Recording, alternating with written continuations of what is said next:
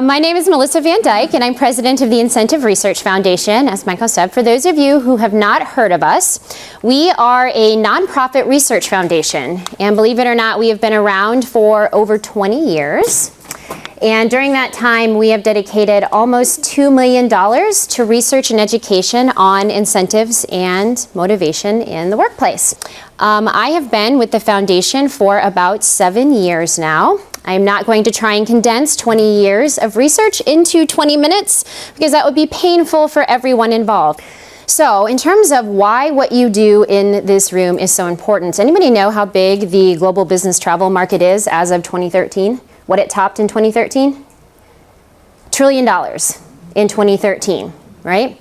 Huge part of the US economy. So focusing very specifically on face-to-face meetings, which I know many of you in this room do, the Convention Industry Council, the CIC, from which we are a certified education provider, told us in 2012 that US businesses spent $280 billion on face-to-face meetings in 2012 alone.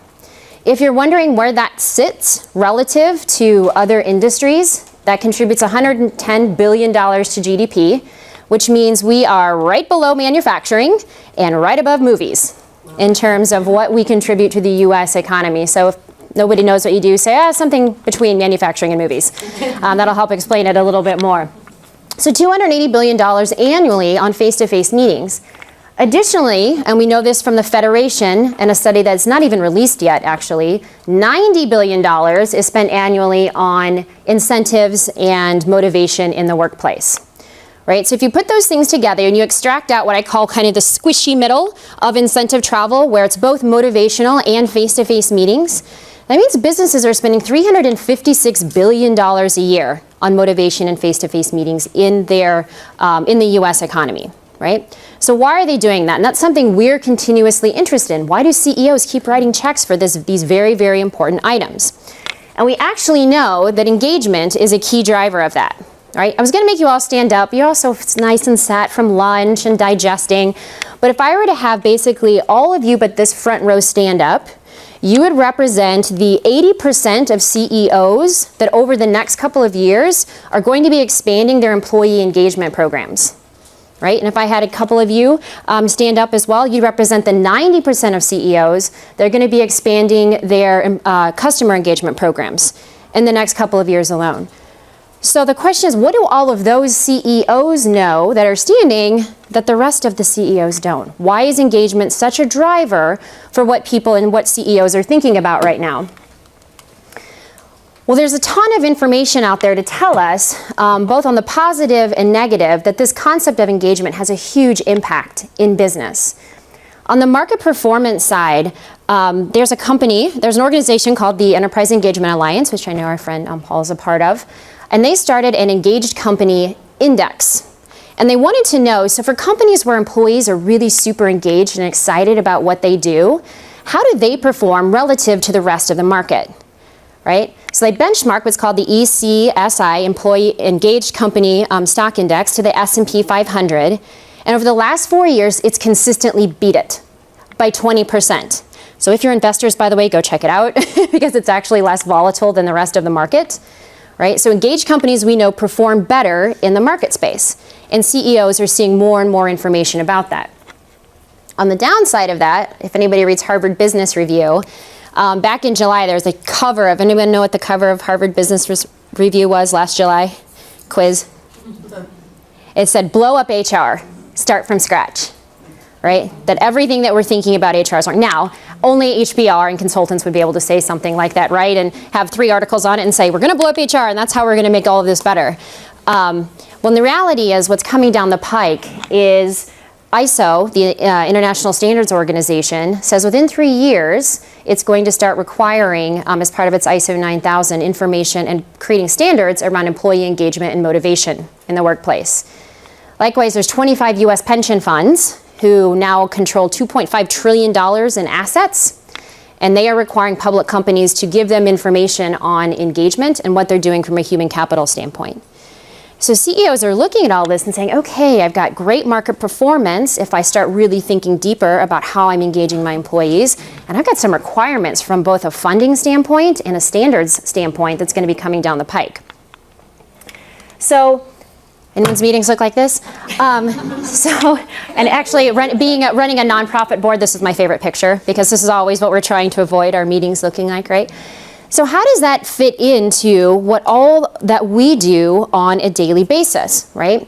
And the truth is, it's a huge part of engagement within an organization, whether you're on the face-to-face meeting sides, the incentive travel side, or even, and I'll get to a detailed model, if you're doing direct travel as well in an organization. So the models that we're going to talk about, and I only have 2 today because I know we're a little bit limited on time and it's right after lunch. And everybody's busy digesting. But there are 2 great models that tell us why what we do in this room is so important to engagement into employees and the attendees at our programs, in our programs. And the first one is a study that we did with a woman named Dr. Teresa Wellborn, and she is a researcher out of the University of Southern California, Center for Effective Organizations, and she is also at University of Nebraska. And she does a lot of research on engagement herself. And we partner with her to find out what is the state of engagement and what does it tell us about what we do. It's a huge report. It's about 40 pages long. I'm not going to summarize the whole thing, but one of the most important findings she had was that companies that are winning in the new economy are answering the question, engaged in what? Right? It's great that we all want to talk about engagement, but engaged in what? Right? And what she found was that meant that companies are using non-cash awards like incentive travel, like face-to-face meetings, like travel in general, to answer the question of what non-core job roles should I as an employee be engaged in, right? And I know that's a really, really thick sentence. Let me unpack it just a little bit here. It used to be 50 years ago, when I got a job, I got my job description, right? And I came to work and I excelled at my job description and my compensation was aligned and we knew that people were paid fairly to align to that compensation.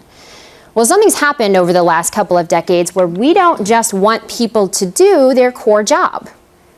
We need people to be engaged in their career, right? Getting better at their skills, getting, if you're a technologist or a finance person, right? Continuously growing their skills.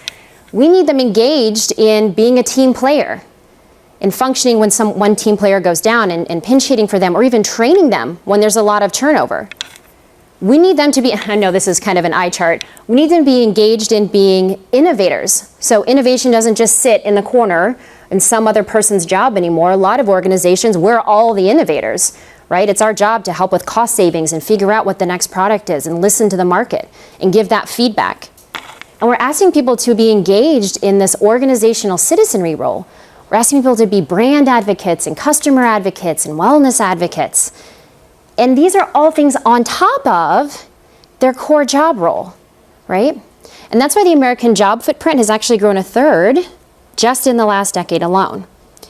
Well, what Teresa Wellborn found is that when companies are winning in the new economy, they're figuring out which of these roles is absolutely crucial to differentiate them in the marketplace. And they're using non-cash rewards and recognition, incentive travel, et cetera, to focus people on those things, right? So what we do in this room has a huge part of how companies are going to be differentiating themselves in the future. But it goes a little bit deeper than that. And this is the last model that I'll throw at you right after lunch.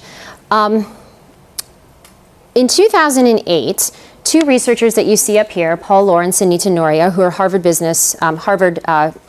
researchers, released an article called The New Model, The Powerful New Model of Employee Motivation. And essentially what they had done as researchers is taken a half-century worth of data in anthropology, biology, sociology, psychology, economics, and neuroscience. Sounds exciting, doesn't it? All of those things all together. Half a century's worth, right? And synthesized it to understand what drives humans in organizations. And they came up with 4 things. The drive to acquire, the drive to bond, the drive to comprehend and create, and the drive to defend. So once they had synthesized that all down, they then went and tested it in 300 of the Fortune 500, very broadly, and deeply in IT and finance organizations. And what they found is this simple simple here because we're only saying 4 words, but it's actually a pretty complex model. But these 4 drives and this model explain 60% of the variance in data in employee engagement, employee commitment, intent to quit, satisfaction. And why that's so important is it is the most explanatory model we have about employee engagement and those indicators in business today. Other models had only described about 30%, right? So it's the most explanatory model that we have. But here's what's exciting for all of us, is that this model is compounding. So everybody takes psychology class in college, super fun, always had the word psychology professor up there, right? Well, we learned about Maslow's hierarchy of needs, right? Where we meet these needs at the bottom and then we go up the scale, right? Well, that's not what this model says. These drives are all active at all times in our lives, daily, right? And if you're an organization and you're at the 50th percentile of motivation, which means you're kind of mid-road, and you get really, really good at one of these or you invest more in one of those particular drives, like you start paying people a lot more money, you only jump to the 56th percentile. However, if you get minorly better at all 4 at once, you jump to the 86th percentile. So when we can hit on all 4 of these drives at once, there is a huge impact on motivation, right? What you all do in this room are one of the few places in US business today where you can hit on all 4 of these drivers at once, right? So let me give you a couple of examples of that. We just came off of our annual meeting ourselves. We're a nonprofit research foundation. We have one event a year that funds us, no pressure. I'm just 2 weeks off that event, and I'm going to kind of explain what these particular drivers are and tell you how we met these drives in our meeting, right? So the first drive is to acquire goods and services and achieve status, right? This is an insatiable drive. It exists throughout our lives, and it's relative, meaning we're always comparing who has more and who has less, right? The reason these 2 things are together is that the reward centers in our brain, when we acquire goods and services and really cool stuff, like I will be using this pad on my drive home, on my flight home, by the way, and coloring.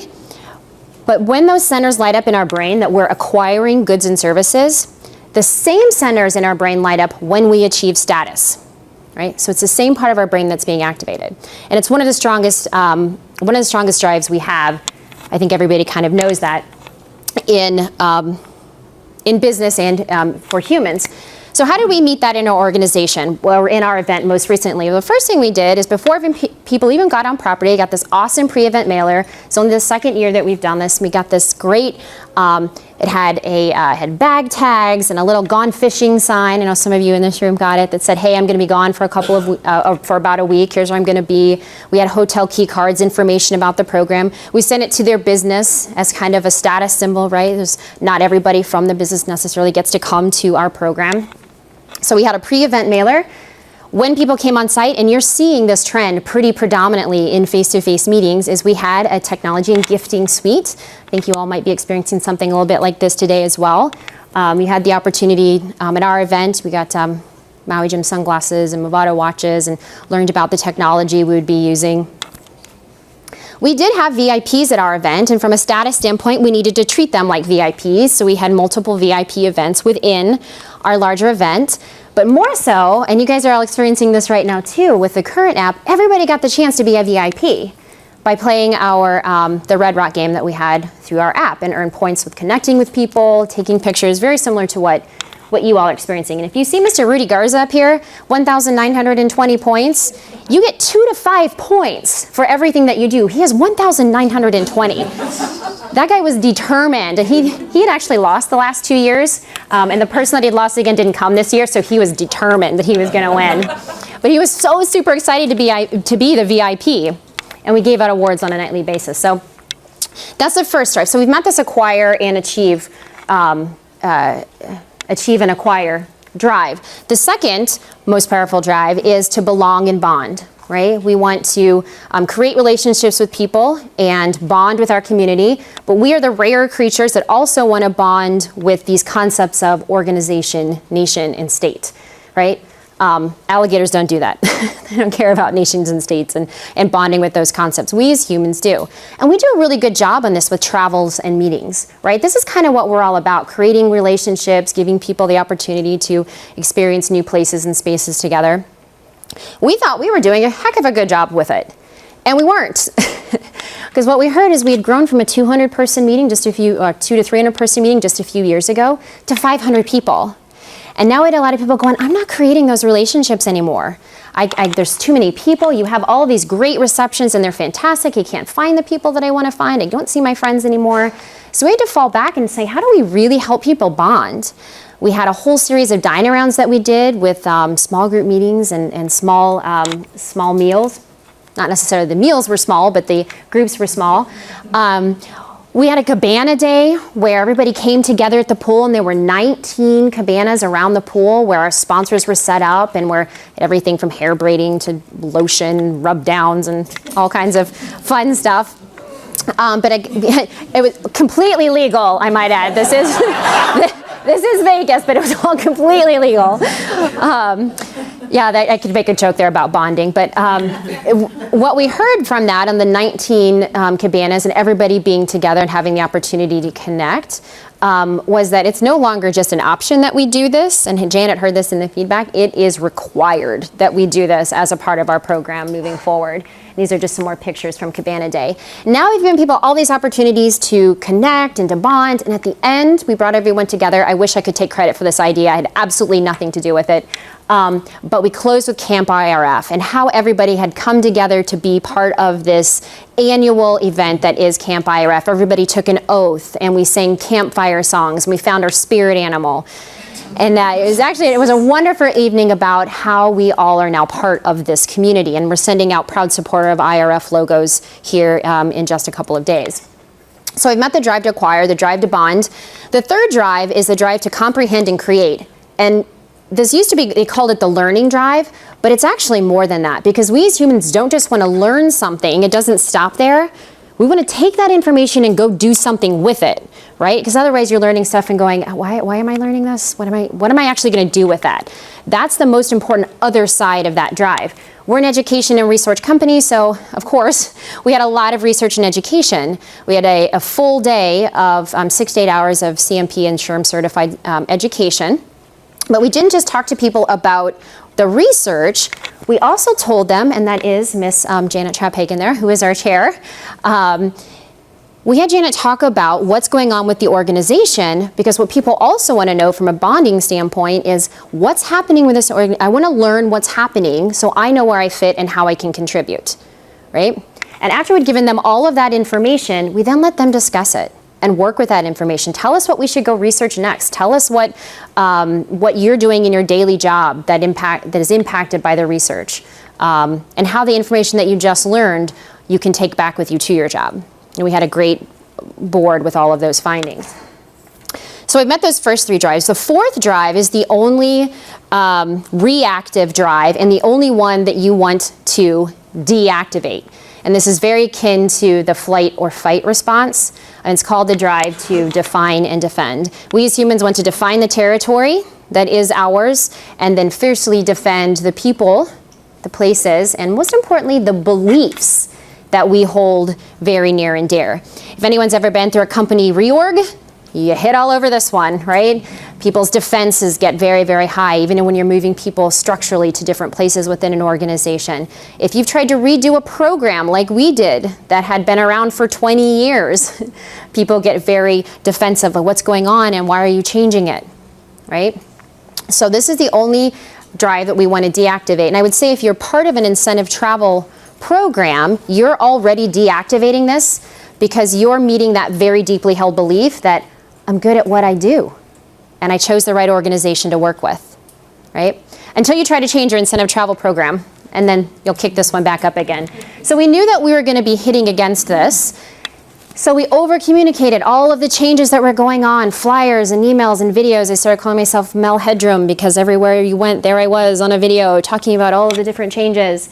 We emphasized how people are going to be a part of that and where they fit into it. And then we did what we said we were going to do, delivered on all of those things, and now it's our job in order to maintain this deactivation of this particular drive to continuously communicate the successes that we had. And we did. We were 143% of our fundraising goal, and as of today, and Jana doesn't even know this, we have the highest satisfaction ratings that we have ever had on our program, right? So, and I think what's fascinating about this is, again, we get a chance as individuals in the travel space and in the non-cash rewards and recognition space to hit on all four of those things at one time.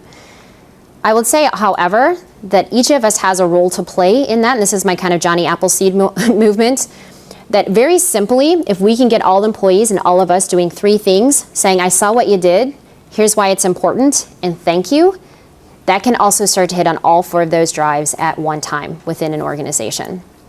So if you have questions, please feel free to call into the foundation. That's what myself and our Chief Research Officer do a heck of a lot of, is just talking with individuals like yourselves and answering your questions about what's going on within your organizations and how we can help.